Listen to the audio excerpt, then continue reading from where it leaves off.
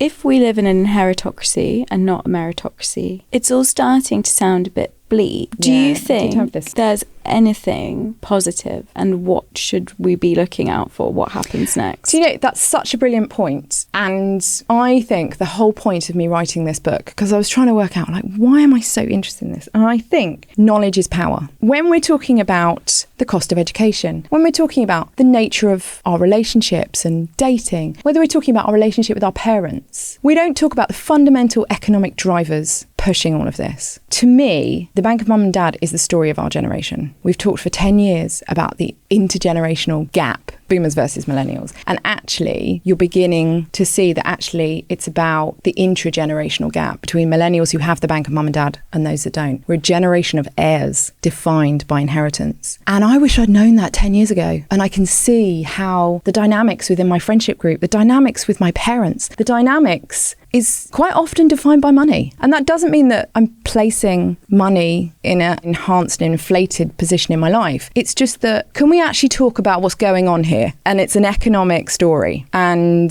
it's the real story of our generation. And we need to talk about it. We need to talk about it within our friendship groups. We need to be honest. Who's bootstrapped, who's not? And men in particular are really bad at talking about it. We retain this myth of the self-made man. It's bullshit. And who's talking about it, who's not within our friendship groups? Are we talking about it with our parents? As someone who felt deeply economically infantilized when it came to my parents, I couldn't talk to them about inheritance. It only came to a climax when my father died. And that's totally the wrong time to talk about it. And so we need to talk about it with our parents, and we need to talk about it within society. We need to talk about an economy that has overly supported the old and under supported the young, and relied on families to pick up that slack.